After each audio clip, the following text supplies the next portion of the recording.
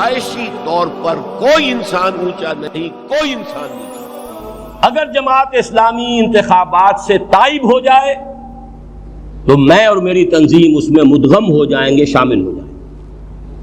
گے۔ آپ پوچھ سکتے ہیں کہ تم اپنے بارے میں فیصلہ کر سکتے ہو، اپنی تنظیم کے بارے میں کیسے کہہ سکتے ہو؟ میں کہہ سکتا ہوں اس لیے کہ میری تنظیم بیعت کی بنیاد پر قائم ہے، اور جماعت اسلامی میں شامل ہونے کا میرا حکم ہرگز کوئی حرام کام کا حکم نہیں ہے، لہذا وہ اپنی بیعت کی بنیاد پر پابند ہے کہ اگر میں فیصلہ کرتا ہوں تو انہیں شریک ہونا ہوگا۔ اس کے کچھ عرصے کے بعد پھر میں نے اس میں اور نرمی کی، اس لیے کہ جماعت اسلامی سے نکلے ہوئے ایک اور صاحب نے، بلکہ نکالے گئے تھے وہ، انہوں نے کہا 25 برس کے لیے طے کر لے جماعت کے الیکشن میں نہیں جائیں گے۔ میں نے کہا چلیے یہ بھی طے ہو، میری زندگی تو 25 برس کیا، 10 برس بھی اس وقت کی بات کہہ رہا ہوں، اگر ہو جائے تو بہت ہے، لیکن یہ کہ بہرحال 25 برس کا طے کر لیں تو میں اپنی جماعت کو مدغم کر دوں گا۔ اب میری آفر کیا ہے؟ اس وقت میں ایک درجہ اور نیچے اترا ہوں اور میں اتمام حجت کر رہا ہوں آخری مرتبہ۔ یہ میرے 5 جو ہیں اس کے حصے ہیں اس تجویز کے، یہ تینوں تنظیمیں ایک وفاق کی شکل اختیار کریں، ادغام نہیں۔ ہمارا نظام بیعت کا ہے، ان کا دستوری ہے، ادغام نہیں، وفاق۔ نمبر 2، فکری اور عملی، ذہنی اور اخلاقی تربیت اور تبدیلی عوام کی اس میں بھرپور تعاون۔ We should pool our resources, human resources as well as financial resources، کہ بڑے سے بڑے پیمانے پر لوگوں کے ذہن بدلیں، سیکولرزم جو ہے وہ دماغوں سے نکلے، مغربی تہذیب کی مرغوبیت دماغوں سے نکلے، مغربی جمہوریت کی مرغوبیت دماغوں سے نکلے، اسلام کا نظام جو ہے اس پر اعتماد پیدا ہو، اقتصادی نظام پر، سیاسی نظام پر، نظام خلافت کا نیا ڈھانچہ کیا ہوگا اس پر ایجوکیٹ کیا جائے لوگوں کو۔ یہ کام جائجنٹک ٹاسک ہے، ہمالین ٹاسک ہے، اس کے لیے ہم اپنی ریسورسز کو، اپنی قوتوں کو، اپنی صلاحیتوں کو جمع کریں، اس میں اختلاف کی کوئی بات نہیں۔ نمبر 3، انتخابات میں حصہ لینے کے ضمن میں مولانا مودودی کے 1945 کے موقف پر ہم جمع ہو سکتے ہیں۔ یہ میں آخری اتمام حجت کر رہا ہوں جماعت اسلامی پر۔ یہ رسائل و مسائل ہے، انہی کی کتاب ہے شائع کردہ، اس کے صفحہ 305 پر 375 پر یہ عبارت پڑھ کر سنا رہا ہوں ایک سوال کے جواب میں، اور یہ چھپا ہے جنوری فروری سن 45 کے ترجمان القرآن میں۔ مولانا فرماتے ہیں الیکشن لڑنا اور اسمبلی میں جانا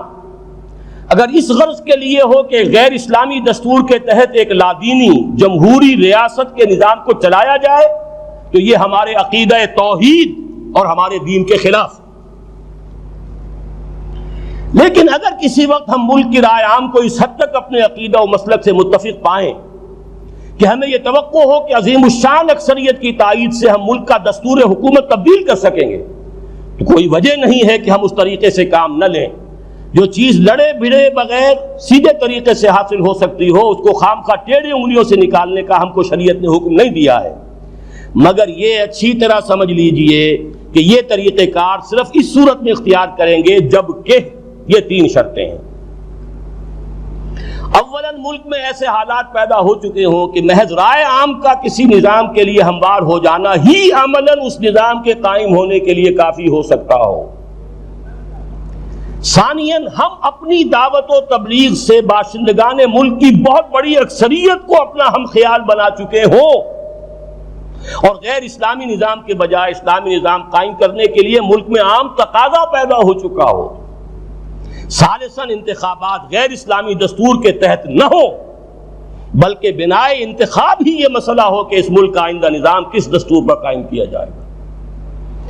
میں نے حوالہ غلط دیا، وہ اگلے سوال کے جواب میں تھا، یہ ہے دسمبر سن 45 کا، جنوری فروری سے بھی 1 سال آگے گزر گیا معاملہ، دسمبر سن 45 قیام پاکستان سے پونے 2 سال پہلے کا یہ موقف ہے مولانا مودودی۔ اب اس کے ہوتے ہوئے انہوں نے کیسے سن 51 میں حصہ لیا، یہ علیحدہ بحث ہے، اس میں نہیں جاننا چاہتا۔ غلطی ہو سکتی ہے، نسیان ہو سکتا ہے، الانسان مرکب من الخطاء والنسیان، لیکن چونکہ سارا اندازہ ہو گیا تھا پہلے الیکشن کے بعد کہ یہ شرطیں 3 پوری نہیں تھیں، ورنہ تو کامیابی ہوتی، تو رجوع کر لینا چاہیے تھا۔ افسوس یہ ہے کہ پھر یہ کہ اس کے اوپر اصرار رہا، اپنے ہی لیول کو نیچے کرتے چلے گئے۔ لیکن بہرحال اب اس میں آخری بات کیا ہے، یہ تینوں جماعتیں جو وفاق منائیں وہ کسی الیکشن میں حصہ لینے کا فیصلہ اس وقت کریں جبکہ یہ شرطیں پوری ہو چکی ہوں۔ یہ شرط حجت ہے جماعت اسلامی پر بھی، یہ شرط حجت ہے تحریک اسلامی پر بھی، وہ تو ہے ہی تحریک فکر مودودی اصلاً، اور اس کو میں بھی تسلیم کرتا ہوں کہ صحیح ہے۔ جھگڑا کہے گا رہ گیا، اب جھگڑا یہ ہے کہ یہ اسسمنٹ کون کرے گا کہ فضا تیار ہو گئی کہ نہیں ہو گئی، واقعی یہ حالات پیدا ہو چکے یا نہیں، حقیقت میں یہ شرائط پوری ہو گئی یا نہیں۔ اس کا فیصلہ میں یہ تجویز دے رہا ہوں کہ تینوں جماعتوں کی ایک مشترک مجلس مشاورت قائم کی جائے، میں اس میں 50% ریپرزنٹیشن جماعت اسلامی کو دینے کو تیار ہوں۔ 25% نعیم صاحب کی کل کی پیدا شدہ جماعت جو ابھی جماعت کہلانے کی حقدار بھی نہیں ہے حقیقت میں، لیکن میں انہیں اپنا بزرگ مانتا ہوں، نعیم صدیقی صاحب، صرف 25% پر میں خود قناعت کرنے کے لیے تیار ہوں۔ یہ جو مجلس مشاورت ہو، اگر اس کی 2/3 اکثریت فیصلہ کر دے کہ یہ شرائط پوری ہو گئی،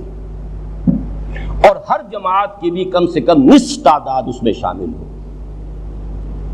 یہ نہ ہو کہ 2 جماعتیں مل کے 2/3 کر دیں تو تیسری تو گئی، پھر LBW، ہر جماعت کی بھی نصف،